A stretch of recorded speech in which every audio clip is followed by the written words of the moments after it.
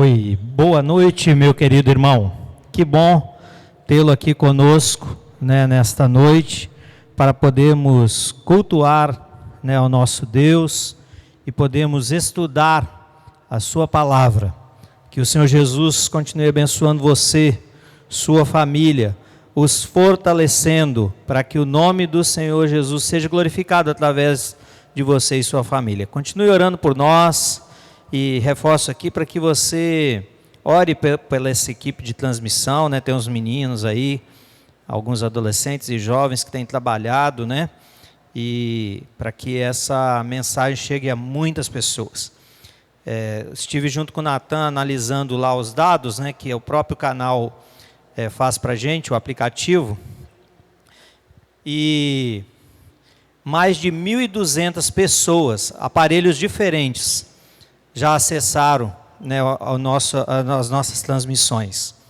E também pessoas de vários países já acessaram os cultos, as pregações. É o alcance que a tecnologia faz com que o evangelho chegue a outras pessoas. Louvado seja o Senhor. Nós vamos meditar hoje no livro de Judas, Epístola de Judas. É um capítulo só, nós leremos o versículo 1 e o versículo 2. Judas, versículo 1 e versículo 2.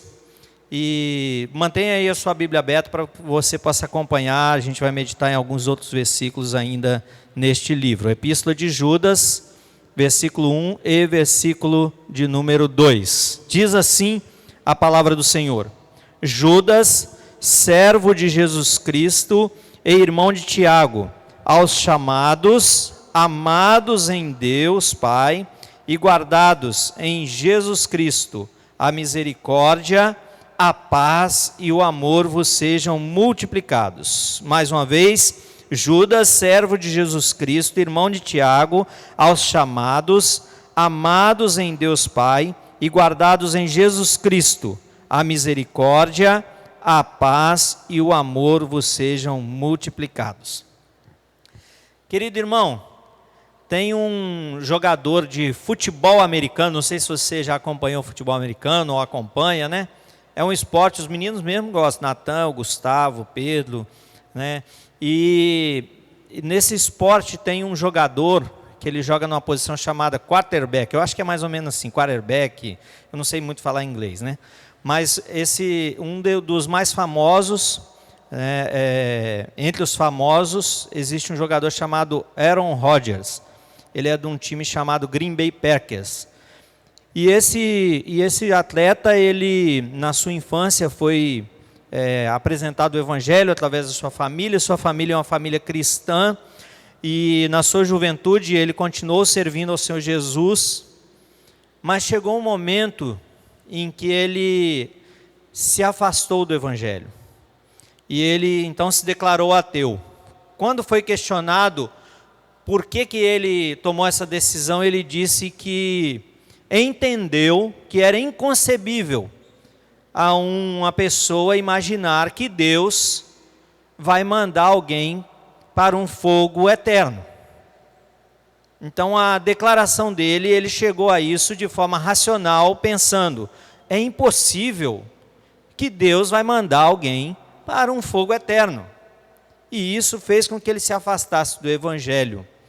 Isso é muito triste, porque além de afastar-se do evangelho, ele se afastou também da sua família.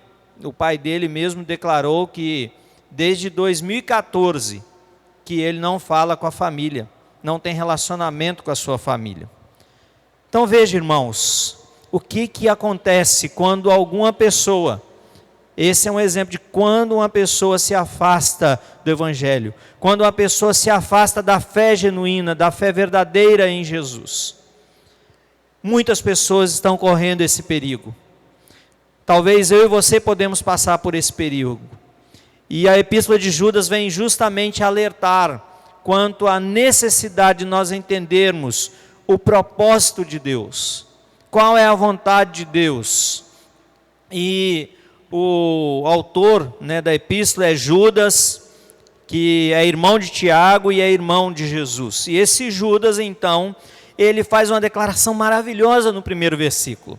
Veja que não só aqui nesse versículo, mas em vários versículos do livro de Judas nós temos tríades, ou seja, como se fosse a Trindade. Não é que eu estou fazendo comparação, mas assim como a Trindade aqui tem várias tríades, ou seja, repetições ou ações repetidas 3 vezes, ou 3 assuntos no mesmo versículo. Por exemplo, aqui vai falar aos chamados, aos amados e aos guardados. Observe que Judas vai aqui dizer para aqueles irmãos e também para nós, aqueles que são chamados. Olha que privilégio, dentre tantas pessoas nesse mundo, Deus chamou a mim e chamou você. E meu querido irmão, se você ainda não assumiu um compromisso com o Senhor Jesus, hoje pode ser a oportunidade de entender que o Senhor está o chamando para participar com Ele daquilo que Ele tem, daquilo que Ele está reservando para cada um de nós. Mas o texto fala que, além de chamados, nós somos amados em Deus Pai. Olha que expressão maravilhosa. Deus nos ama, mesmo imperfeitos como somos, mesmo falhos, o Senhor nos ama. Olha que expressão maravilhosa. Terceiro aspecto aqui dessa tríade, guardados em Jesus Cristo. Ou seja, Jesus, ao morrer ali na cruz, Ele coloca sob jugo, sobre prisão, o inimigo de nossas almas. Então não tem como Ele arrebatar a cada um de nós desse Jesus. Veja o poder que há no sangue de Jesus, nós somos guardados em Jesus. Segunda tríade, no versículo de número 2, diz assim: a misericórdia, a paz e o amor vos sejam multiplicados. Veja, misericórdia, paz e amor, segunda tríade do texto. O que é misericórdia? Deus colocando o seu coração na miséria humana. O que é paz? É paz que independe de circunstâncias. As pessoas daquele tempo ali estavam sendo bombardeadas por ensinos errados, falsos mestres. Nós vamos falar um pouquinho sobre isso mais à frente. Mas o que o texto vai nos dizer que existe uma paz verdadeira. E também o amor e o desejo de Judas ao escrever essa epístola para aqueles irmãos daquele tempo, mas também para mim e para você, é que isso seja aumentado, seja multiplicado. Então veja, misericórdia, paz e amor sejam multiplicados. Muito bem, o texto continua e ele agora vai falar sobre alguns aspectos importantes da caminhada. E ele diz assim no 3º versículo e no 4º: amados, quando empregava toda a diligência em escrever-vos acerca da nossa comum salvação, foi que me senti obrigado a corresponder-me convosco, exortando-vos a batalhardes diligentemente pela fé que uma vez por todas foi entregue aos santos. Pois certos indivíduos se introduziram com dissimulação, os quais desde muito foram antecipadamente pronunciados para esta condenação. Homens ímpios, que transformam em libertinagem a graça de nosso Deus e negam o nosso único soberano e Senhor Jesus Cristo. Veja que o objetivo de Judas era falar sobre algo maravilhoso que Deus tem para cada um de nós. O que é isso? Salvação. O objetivo primeiro de Judas era falar sobre esta obra maravilhosa da salvação em Jesus. Mas o que é que Judas então se sente desafiado a fazer? Ele explica aqui: senti-me obrigado a falar com vocês sobre, não só por causa da salvação, mas a batalhar, ou seja, a lutar pela fé, pela verdadeira fé. Mas por que Judas vai falar sobre isso, sobre lutar pela verdadeira fé? Meus irmãos, eu creio que uma das piores coisas que pode acontecer na vida de uma pessoa é ela se afastar da fé em Jesus. As Escrituras, em vários textos, vai nos alertar quanto ao problema, quanto às terríveis consequências de alguém que abandona a fé em Jesus. E Judas vai alertar aqueles irmãos e alertar a mim e a você sobre isso. Ele vai falar aqui que é necessário batalharmos diligentemente por esta fé genuína. E ele vai explicar o porquê. Veja que o versículo 4, ele vai dizer: pois certos indivíduos se introduziram com dissimulação. Ou seja, qual a explicação para isso? É que existem pessoas dissimuladas, que se infiltram no meio da igreja, no meio do povo de Deus. E qual é o objetivo? A explicação está nesse versículo também. O objetivo é substituir a graça maravilhosa de Jesus por libertinagem. Bom, as pessoas que eram alvo daquela epístola naquele tempo, eles criam o seguinte: eles faziam a separação entre a carne e o espírito. Bom, se o que vai ser salvo é o espírito, então na carne eu posso pecar, que não tem problema. Na verdade, tem muito problema. Porque o que eles estavam pregando era algo terrível e algo que trouxe várias consequências. Tanto é que muitas pessoas entraram por esse caminho, e o que aconteceu naquele tempo e tem acontecido ao longo da história. Pessoas passam a viver uma vida, por exemplo, sexual desenfreada, a ponto de fazerem sexo com animais. Já pensou? Por causa desse tipo de teologia errada. Então o alerta de Judas é muito atual, é contemporâneo para aqueles irmãos lá da época de Judas, mas é também para mim e para você. Não existe aí os movimentos? Infelizmente nós vivemos agora, semana passada e retrasada, pessoas aí falando sobre o orgulho LGBT. Meus irmãos, misericórdia. Vou repetir, misericórdia. Porque, veja, orgulho de algo que a Bíblia fala que é condenação, que é pecado, que é contra. E inclusive nesse texto vai mostrar esta realidade, daqui a pouco nós vamos ver sobre isso. Avançando um pouquinho, por que então lutar por esta fé evangélica? Também porque aqueles heréticos daquela época e os heréticos de hoje estão sujeitos principalmente a 4 condenações ou acusações. Primeiro, porque eles entram de forma sutil. Muitos ensinos entram no meio da igreja, e quando eu falo no meio da igreja, é no meio que eu convivo e que você convive. Entram de forma sutil, de forma secreta, de forma dissimulada, planejada para nos afastar do verdadeiro evangelho. Eles poderiam ser acusados por isso. Segundo, já estão em condenação, como o próprio texto nos diz, versículo 4. Pronunciados para esta condenação. Outro aspecto que o texto vai nos dizer é que eles são irreverentes. E por último, finalzinho do versículo 4, eles negam a Cristo como Senhor. Vejam, negam o nosso único soberano e Senhor Jesus Cristo. Queridos irmãos, meu amigo que está aí assistindo, ouvindo,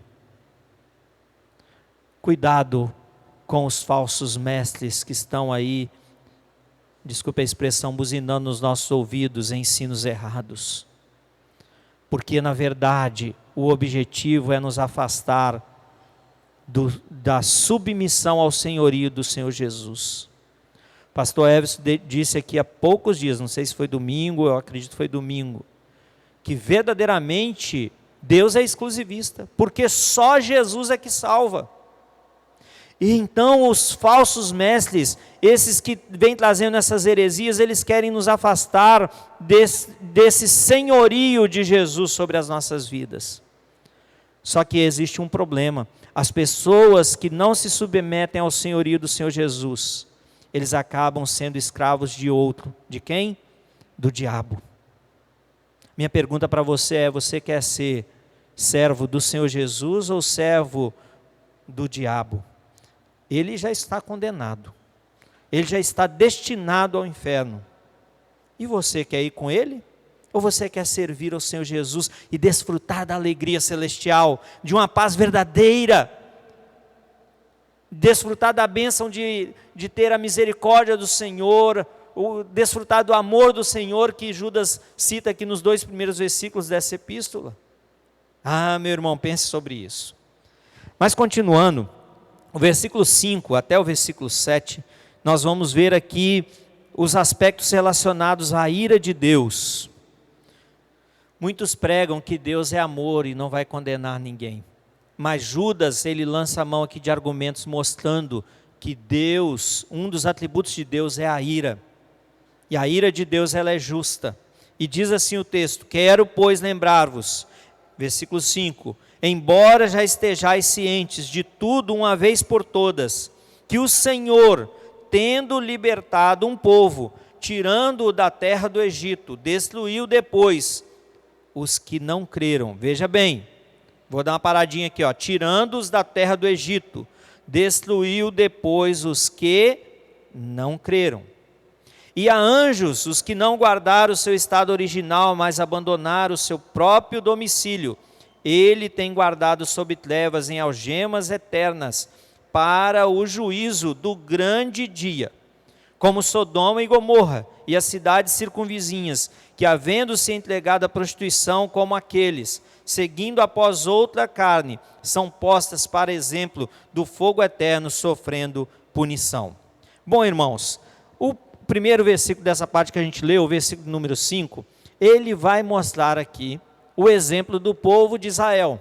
Deus os tirou da escravidão do Egito, e eles então estão ali na caminhada, agora eles estão livres, e eles já tinham visto os milagres de Deus. Olha só, todas aquelas pragas que fez com que mostrasse o poder de Deus, muito além do poder daquelas divindades egípcias, a travessia do Mar Vermelho, o alimento, a nuvem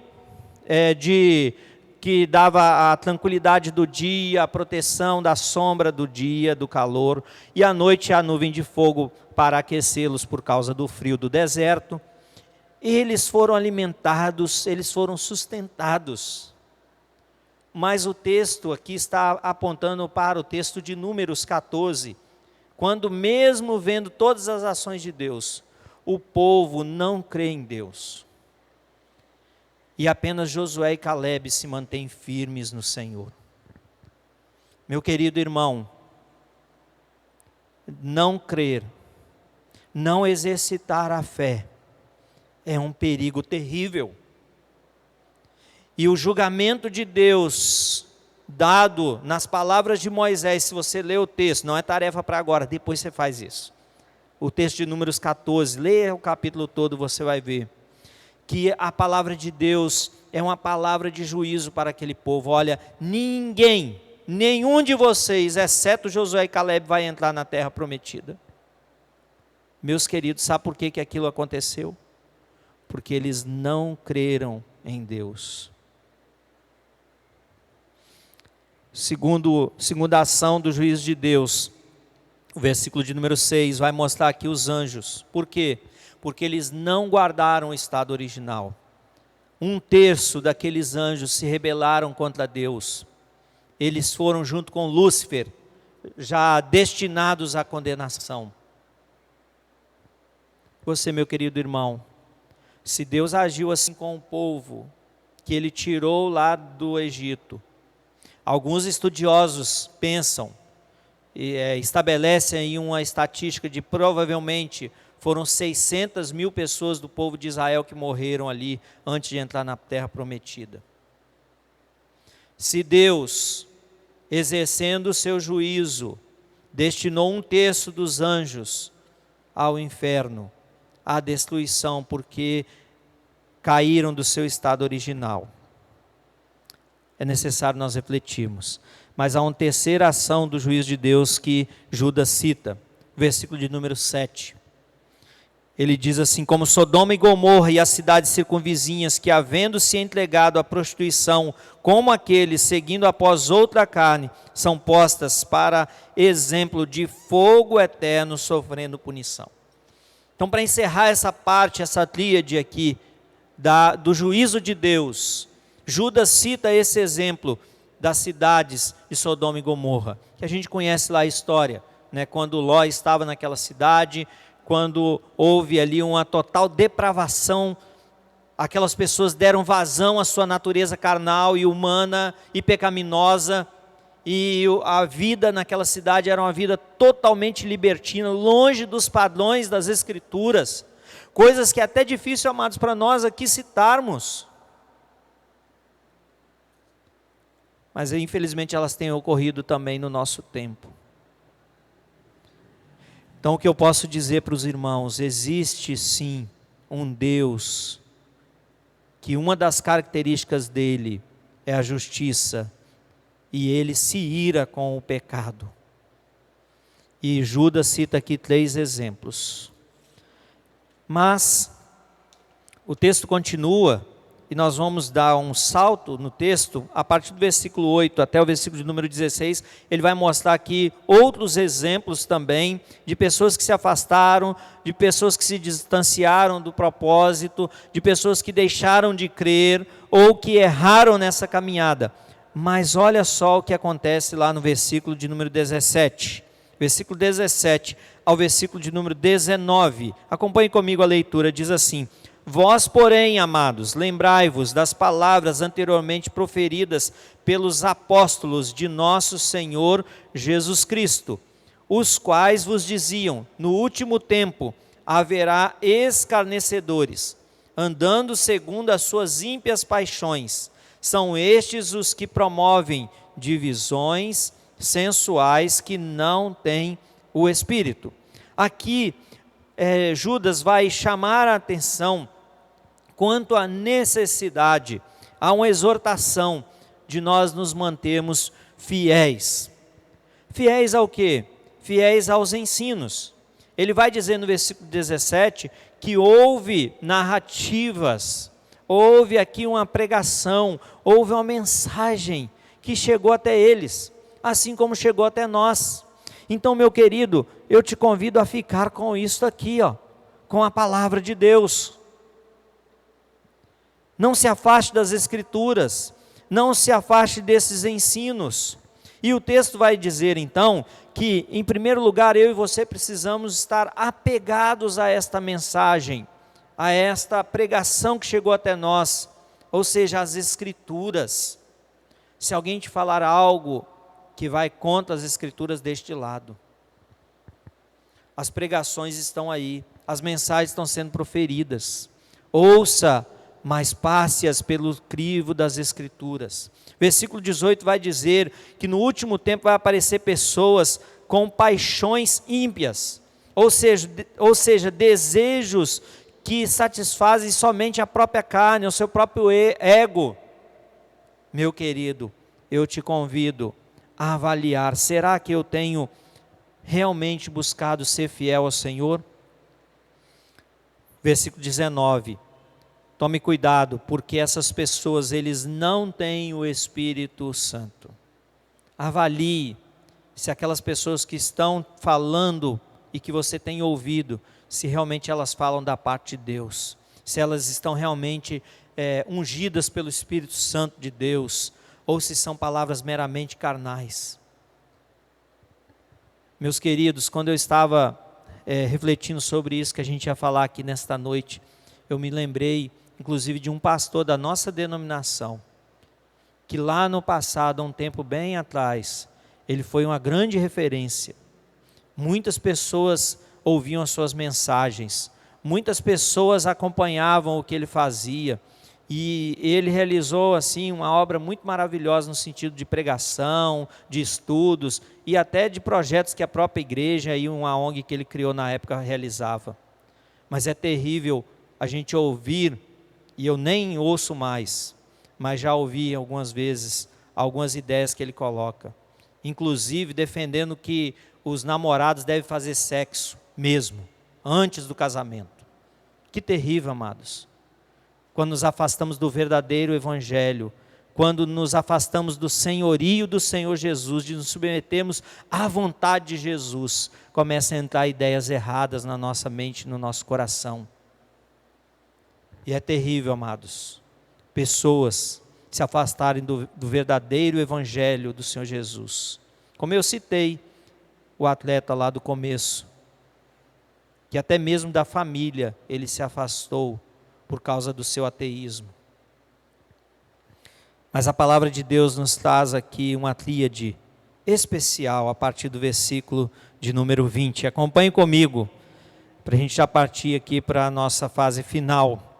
Olha que tríade, versículo 20 em diante. Vós, porém, amados, edificando-vos na vossa fé santíssima, orando no Espírito Santo, guardai-vos no amor de Deus, esperando a misericórdia de nosso Senhor Jesus Cristo para a vida eterna.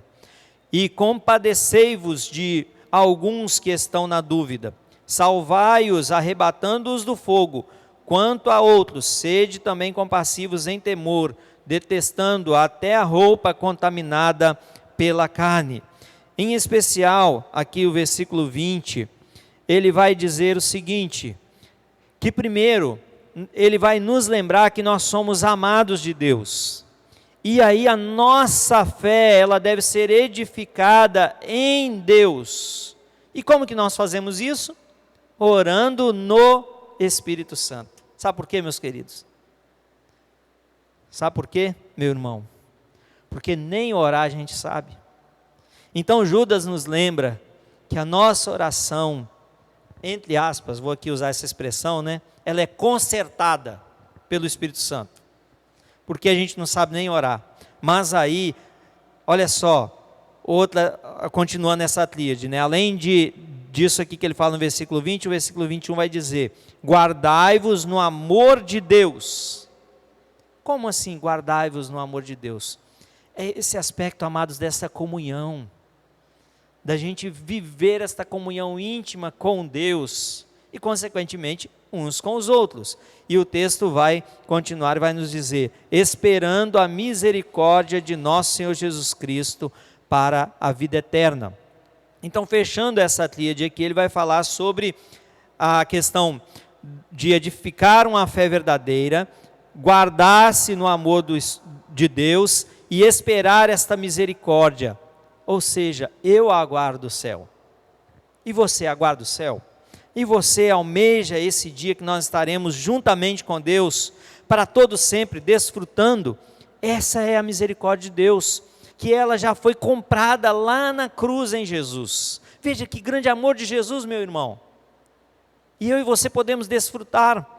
E Judas então vai lembrar aqueles irmãos, olha, muitos estão com práticas libertinas, muitos estão pregando falso evangelho, muitas pessoas estão deturpando os ensinos que foram passados para vocês, mas que vocês continuem sendo guardados, se esforçando diligentemente, orando no Espírito Santo, e o texto vai então nos falar desta misericórdia sendo exercida por Deus. Esperar então pela misericórdia da vida eterna. E enquanto isso, versículo 22 e 23, ele vai falar sobre essa vivência da vida cristã. O que ele vai dizer no versículo 22 e 23? Versículo 22, compadecei-vos de alguns que estão na dúvida. Aqui Judas está dizendo o seguinte, tem irmãos que ainda precisam ser um pouco mais esclarecidos sobre a fé verdadeira. Então Judas chama eu e você a ajudarmos esses irmãos. Meu querido, eu desafio você. Agora a gente não está podendo se encontrar muito, né? Está um pouco limitado isso. Mas através até de um telefonema, mesmo que você fique meia hora, 40 minutos no telefone, hoje tem também a opção lá de você ligar por vídeo, você pode compartilhar o evangelho, explicar a palavra. Então alguns estão na dúvida, é nesse sentido. Alguns ainda merecem e precisam de esclarecimentos quanto às Escrituras. E quem é que vai fazer isso? Vai ficar só para o pastor? Vai ficar só para o líder da igreja? Não, eu e você também podemos fazer isso. Nós podemos compartilhar o evangelho com o vizinho, com o amigo, com o familiar. O texto vai falar sobre isso. E o versículo 23 vai falar desta necessidade, né, de nós andarmos um pouquinho mais, andarmos uma milha a mais com as pessoas, né, de investir um pouco mais, para que essas pessoas recebam atenção especial. Entra então o nosso papel aí de discipuladores. Para quê? Para que essas pessoas sejam salvas do fogo eterno. Para que essas pessoas sejam redimidas. Qual é o instrumento que Deus vai usar? Eu e você, para pregarmos o Evangelho, para compartilharmos o Evangelho. E a epístola termina com essa doxologia. E eu convido você a ler comigo aí, tá bom?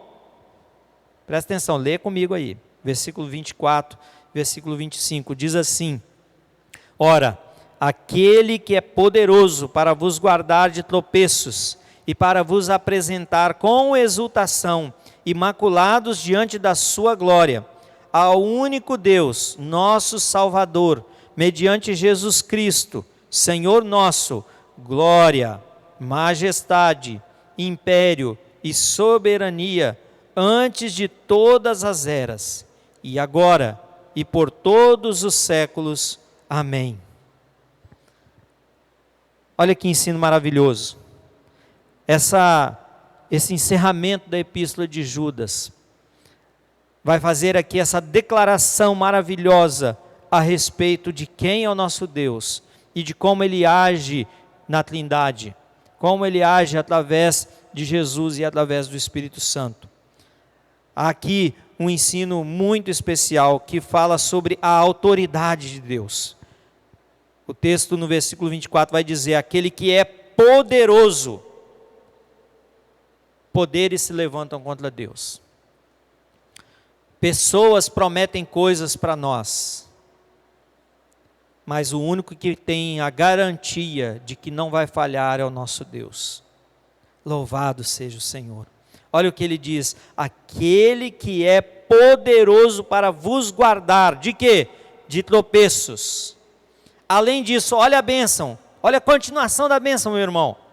Vos apresentar com exultação e imaculados diante da sua glória. Ou seja, sem mancha.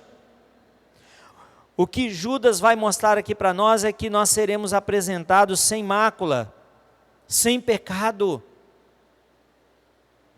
Que maravilha, meus irmãos, que as Escrituras nos narram nesta noite e que nós estamos meditando. O Senhor é poderoso, Ele tem autoridade. Além disso, Ele é majestoso. Olha o que o texto vai nos dizer ainda sobre o poder e sobre a majestade do nosso Deus. Ao único Deus, versículo 25, nosso Salvador, mediante Jesus Cristo, Senhor nosso, glória, majestade, império e soberania, antes de todas as eras, e agora, e por todos os séculos. Amém. Querido irmão, que bênção. É o Senhor que deve ser adorado. É o Senhor que deve ser louvado. É o Senhor que deve ser honrado. É o Senhor que deve ser reconhecido. Por mais que eu e você façamos, toda a glória, toda a honra e todo louvor deve ser a Ele. Nesta noite nós vimos aqui que Judas traz para nós alguns alertas. Alertas quanto aos falsos mestres, alerta quanto aos falsos ensinos, quanto a práticas libertinas que ocorreram lá no tempo em que ele viveu, mas também é bem atual esse texto. Ele fala para nós sobre tomarmos cuidado quanto a essas práticas, porque elas podem levar até mesmo aqueles que estão na igreja a se afastarem da fé. Não crer pode levar à condenação eterna. O texto vai mostrar para nós exemplos, e o texto, naquilo que nós meditamos nessa noite, nesta oportunidade, nos mostrou que até mesmo o povo de Israel, daqueles que saíram lá do Egito, somente 2, Josué e Calebe, entraram, porque foram os únicos que creram verdadeiramente em Deus. Aí eles desfrutaram da terra prometida. Imagine, meus irmãos, segundo alguns pesquisadores, mais de 600 mil se perderam no deserto. Só 2 entraram. Você está firme em Jesus? Você confia plenamente no Senhor? Então te convido a ler essa doxologia, a orar esse versículo 24 e 25, a falar que o Senhor realmente é todo-poderoso, é aquele que nos guarda, é aquele que nos sustenta, é aquele que nos preserva para esse dia glorioso. Ah, meus irmãos, que todos nós estejamos preparados para esse dia, mas enquanto estamos aguardando esse dia, que o Senhor possa nos capacitar a exercermos essa fé verdadeira, a praticarmos essa fé, a exercitarmos ela a cada dia, e assim o Senhor vai sendo glorificado, e assim as pessoas vão olhar para mim e para você e vão dizer: ué, mas o fulano está passando por tanta adversidade e ele não está maldizendo a Deus? Ué, tem algo diferente? O fulano é diferente, olha a família dele, olha a vida dele, e isso então mostra quem nós somos, não por nossa causa, mas por causa do Senhor Jesus, que morreu na cruz demonstrando o seu amor. A epístola de Judas, ela vai falar sobre ira, um Deus que se ira, mas ela também vai mostrar para nós um Deus que é misericordioso, um Deus que salva e um Deus que nos sustenta. Glória seja dada ao Senhor Jesus. Vamos orar, meu querido irmão, vamos falar com o nosso Deus. Feche os seus olhos aí, onde você está, e vamos orar. Senhor Deus, Tu és o Todo-Poderoso, Tu és aquele que existe antes de todas as coisas. O Senhor está acima de tempo, de lugar, enfim, ó Deus, o Senhor não está preso a nada nem a ninguém. Louvado seja o Senhor, porque o Senhor, além de nos criar, o Senhor nos chamou, e o Senhor nos ama, e o Senhor usa de misericórdia para cada um de nós, ó Pai. Ó Deus, muito obrigado por esta bênção da salvação, Jesus. Muito obrigado porque o Senhor é quem nos sustenta. E eu te peço, ó Pai, em nome do Senhor Jesus, se tem alguém que está com a sua fé desfalecida, com a sua fé fraca, se tem alguém, ó Pai, que porventura esteja pensando em desanimar da carreira cristã, em nome do Senhor Jesus, vá ao encontro. Renove a fé, renove a esperança, renove o amor nesse coração pelo Senhor. Ó Pai, se tem alguém que está dando ouvidos a falsos mestres, a falsos ensinos, ó Deus, tem misericórdia. Ó Deus, aqueles a quem nós pudermos estender a mão, dar uma palavra amiga, que nas oportunidades que o Senhor nos der, nós possamos ser instrumento de bênção na vida dessas pessoas, ó Pai. Para que com a verdadeira fé, com a genuína fé, e sob o senhorio do Senhor Jesus, nós possamos, ó Deus, continuar esta caminhada cristã, aguardando, ansiando por esse dia em que nós vamos desfrutar das bênçãos celestiais, ó Pai. Muitos estão brincando com o fogo eterno, muitos estão alheios à mensagem de salvação, mas que também é de condenação. Tem misericórdia, Pai, que o Espírito Santo do Senhor possa incomodar esses corações. Rogo a Deus por aquele que porventura neste momento, ó Deus, está afirmando um compromisso maior com o Senhor. Ó Deus, fortaleça e abençoe, em nome do Senhor Jesus. Abençoe, ó Deus, a cada um nas suas adversidades, que o Senhor supra, que o Senhor abençoe, que o Senhor sustente. Louvado seja o nome do Senhor. Ó Deus, nós te oramos, no nome que tem todo poder, o nome de Jesus. Amém. Meu querido irmão, que bom tê-lo aqui conosco. Que bom que você participou, seja ao vivo ou assistindo esse vídeo posteriormente. Que o nome do Senhor seja glorificado através da sua vida. Se você quiser maiores informações, tem aí na descrição do vídeo, né, o e-mail da nossa igreja, tem também o e-mail do pastor. Você pode entrar em contato conosco, tá bom? Ou procure, né, uma igreja evangélica séria, que prega a palavra, que vive a palavra. E contamos aí com a sua participação em outras oportunidades, né? Sexta-feira estaremos lá no Zoom com a reunião de oração. E domingo, pela manhã às 9 horas e às 19 horas, a transmissão ao vivo por este mesmo canal aqui da Igreja Presbiteriana Nova Brasília. Então curta aí o nosso canal, né, se inscreva se você não fez, marque lá, né, o sininho e também dê o joinha para cima, tá? Não é ou para baixo não, só para cima. Deus abençoe.